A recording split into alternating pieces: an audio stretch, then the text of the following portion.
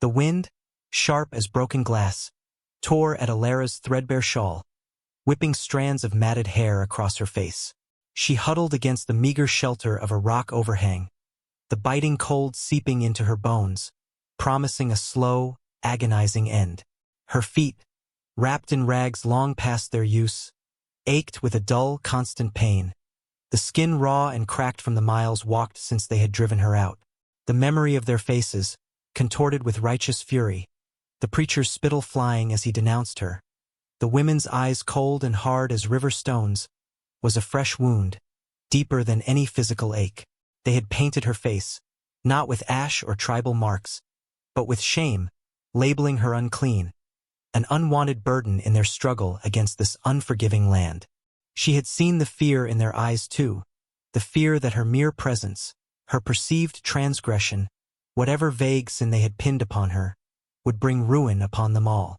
Easier to cast one out into the wilderness than face their own anxieties.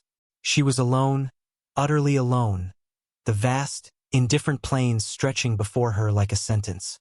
Despair was a heavy cloak, threatening to smother the last ember of defiance within her. Hunger gnawed at her belly, a hollow echo to the emptiness in her heart. Thirst had become a constant companion, her tongue thick and swollen. She closed her eyes, picturing the small, crude cabin she had called home, the scent of wood smoke and dust, the rough comfort of a straw mattress. Felt like a lifetime ago. Now, only the wind keened its mournful song, a symphony of her abandonment. She knew, with a chilling certainty, that she would not survive the night. The wilderness offered no mercy to the weak, and she felt weakness consuming her, limb by painstaking limb. Then, a shadow fell over her. Not the shadow of a cloud, but something solid, still, and silent. She flinched, too weary to even scream, her eyes fluttering open. He stood silhouetted against the pale sky, a figure seemingly born of the harsh landscape itself. Tall, lean, wrapped in hides and skins she did not recognize, his face shadowed, inscrutable. He was an outsider like her but of a different kind, an outcast from a world she barely understood. Fear, sharp and primal, jolted through her numb body. Was he a threat? A final, brutal end? He did not speak, did not move closer, simply observed her with an unnerving stillness. His gaze, when she finally managed to meet it, held no pity, no judgment, only a quiet, weary assessment. She saw in his eyes a reflection of the same solitude that mirrored her own soul. She braced herself for whatever was to come, her small, trembling hands clenching uselessly in the dirt. He offered no hand, no word of comfort. Instead, he knelt, his movements economical and silent, placing a small, rough waterskin beside her. He pointed to it, then to her parched lips. Alara hesitated, suspicion warring with desperate need. Could this be a trap? But the thirst was overwhelming, a fire in her throat. Trembling, she reached for the skin, her fingers brushing against his calloused and strong. She drank, long and deeply, the cool, life-giving liquid a balm to her ravaged body. It was the sweetest taste she had ever known. He watched her without comment, his expression unreadable. When she finished, he rose, retrieved the waterskin, and turned to walk away. A fresh wave of despair washed over her. He would leave her to die. But then he paused, looking back, not at her face, but at the meager rock overhang. He gestured towards it, then towards the setting sun, a simple, clear instruction. Stay here. I will return. Or so she understood. His language was the language of gesture of the land.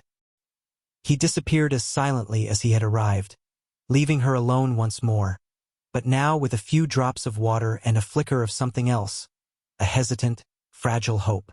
The fear was still present, a knot in her gut, but it was now tinged with a desperate curiosity about this silent, solitary man. She huddled deeper under the rock, the small comfort of the water strengthening her resolve, however slight. He returned as promised, just as the last sliver of sun vanished beyond the horizon. He carried a small bundle. He knelt again, and this time she did not flinch away. He unwrapped the bundle, revealing dried meat and some kind of root. He offered it to her. She took it hesitantly, tearing off a piece of the tough meat. It was difficult to chew with her dry mouth, but the nourishment was vital. He ate his own portion in silence, his gaze scanning the surrounding land, ever watchful. They sat together, two outcasts under the vast, star-studded sky, bound only by the shared silence and the primal need for survival. He made no demands, asked no questions about who she was or why she was alone. Her past, the cruel judgment of her people, seemed irrelevant in this stark, elemental world. All that mattered was the present, the cold, the hunger, the quiet presence beside her. He was not kind in the way she understood kindness, no soft words, no gentle touch. His actions were purely practical, born of a necessity she could not yet fathom. But in this world of brutal indifference, practicality felt like a profound form of mercy. He pointed to the ground beside him, indicating she should lie down. She hesitated for a moment, the fear of the unknown still lingering, but exhaustion won. She lay down on the cold earth, pulling the thin shawl tighter around her. He remained sitting, a silent sentinel, his presence a strange, unsettling comfort in the overwhelming darkness. Days blurred into a pattern of silent movement and shared hardship. Hacken, the name she learned through a combination of gesture and repetition, the sound strange and unfamiliar on her tongue, did not take her back to any settlement. He led her deeper into the wilderness, to a hidden alcove in the rocks where he seemed to make his home. It was simple, crude, but offered shelter from the elements. He taught her, without words, how to find water, how to identify edible plants, how to move silently through the terrain. His patience was boundless, his expectations minimal. He never raised his voice, never expressed frustration, even when her clumsy attempts resulted in failure. He simply demonstrated again, his movements fluid and precise. She watched him constantly, learning to read the subtle shifts in his posture, the direction of his gaze, the quiet sounds he made. He was a part of this land in a way she could never be, a creature of instinct and deep knowledge. He hunted with a quiet efficiency that both awed and disturbed her, providing the sustenance that kept them alive. She, in turn, found ways to make herself useful, gathering firewood, preparing the food, mending their meager clothing with thorns and plant fibers. The silence between them was not empty, but filled with the sounds of the wind, the rustle of leaves, the distant call of birds. It was a silence of observation, of gradual understanding. She saw the scars on his hands, the weariness in his eyes, the quiet dignity with which he carried himself. She knew, without him saying a word, that he was an outcast too, perhaps from his own people, perhaps from the world of settlers that had rejected her. Their shared status as pariahs formed an unspoken bond, a fragile bridge across the chasm of their different worlds. The fear she had initially felt around him slowly dissipated, replaced by a hesitant trust. He had every opportunity to harm her, to abandon her, yet he did neither. He simply allowed her to exist alongside him, a silent companion in his solitary existence. She began to notice the small things, the way he would leave a portion of food for her before taking his own, the way his gaze would linger for a fraction of a second longer when she was struggling with a task, a subtle acknowledgement of her presence. These were not acts of overt kindness, but of a quiet, fundamental respect for a fellow survivor. Her past, the whispers and accusations, felt increasingly distant, belonging to a different life, a different person. In this raw, elemental existence, stripped bare of societal rules and expectations, she was simply Alara, a woman trying to survive, aided by a silent man who asked for nothing in return. Her body grew leaner, stronger, her movements more confident. The softness of her previous life faded, replaced by a resilience forged in hardship. She learned to read the signs of the weather, the tracks of animals, the subtle shifts in the air. This land, once a terrifying, alien place, was slowly becoming less hostile, less foreign, seen through the eyes of the man who called it home.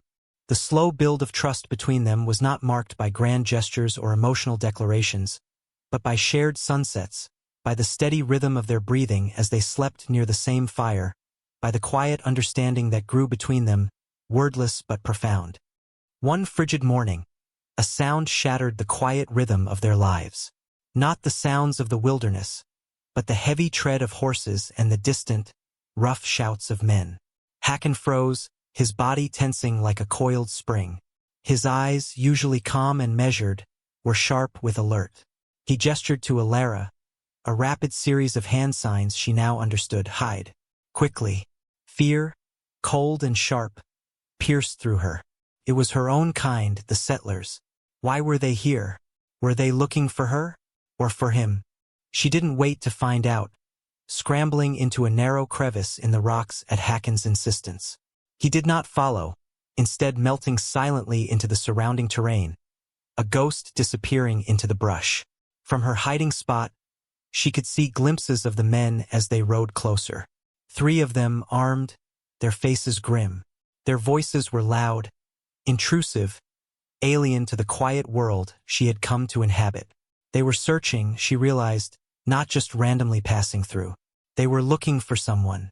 She heard them shout, their words harsh and ugly, speaking of a runaway, of stolen goods, of vengeance. They used slurs, crude names for native people. Her stomach clenched. They were looking for Hakon. And if they found him with her, what would they do? The judgment she had faced before would seem mild compared to the fury of these men. One of the men dismounted near their camp, kicking at the ashes of their fire, sniffing the air like a hound. Alara held her breath, praying she was hidden well enough.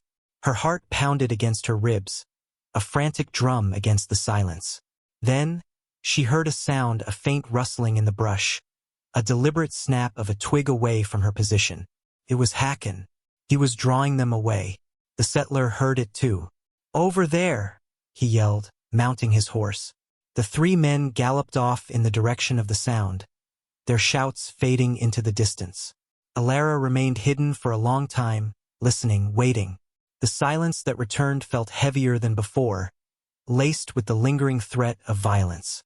When she finally emerged, the air was still, the camp undisturbed. But Hakon was gone. Panic began to rise in her chest. Had he escaped, or had they caught him? She waited, the minutes stretching into an eternity, filled with agonizing uncertainty. Then, a soft whistle, a sound she recognized from his signaling, came from the direction opposite to where the men had gone. Relief, so potent it made her knees weak, flooded through her. He was safe. He emerged from the shadows of the rocks, his face impassive, but she saw a flicker of something in his eyes, a quiet acknowledgement of the danger they had averted, a shared understanding of the external world that sought to destroy them both. He looked at her, and for the first time, she saw not just the stoic survivor, but the man who had deliberately risked himself to draw danger away from her. A woman who was, in the eyes of his pursuers, simply another reason to hunt him down. He had saved her again. Not with grand words, but with action, with a silent, selfless diversion. In that moment, the last vestiges of fear and mistrust dissolved.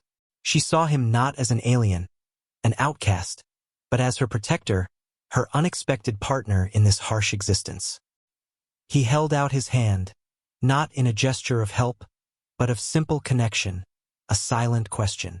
Alara, the woman cast out and shamed, met his gaze, no longer the frightened, vulnerable soul left to die by her own kind. Hardship had not broken her. It had tempered her, revealing a core of resilience she had never known she possessed. This silent man had not saved her soul with sermons, but saved her life with practical survival, and in doing so had allowed her to save herself. She took his hand, her grip firm and steady. His skin was rough, warm, a stark contrast to the biting wind. It was a simple touch, yet it spoke volumes of shared risk, of mutual reliance, of a bond forged in the crucible of the wilderness, outside the boundaries of the world that had rejected them both. They were 2 outcasts, finding a precarious strength in their unity. They did not need the acceptance of others. They had found acceptance in each other's silent presence, in the shared understanding that survival was a partnership. They turned away from the direction the men had gone, away from the settlements, away from the world that judged and cast out. Their path lay ahead, uncertain, challenging, but faced together. The land was still harsh, the future unknown, but Alara faced it not with despair, but with a quiet determination. She had been stripped of everything she knew, everything she was told defined her worth, and in that stripping away, she had found her true strength, guided by a man who saw her not for who she was supposed to be, but for who she was, a survivor. The wind still blew, but it no longer sounded like a lament. It sounded like a promise of endurance. Their story was not one of rescue by society, but of salvation outside of it. Two forgotten souls finding dignity and purpose in a world that had tried to discard them. They walked on, two figures against the vast landscape, a testament to resilience, to unexpected connection, to the quiet power of human spirit enduring against all odds.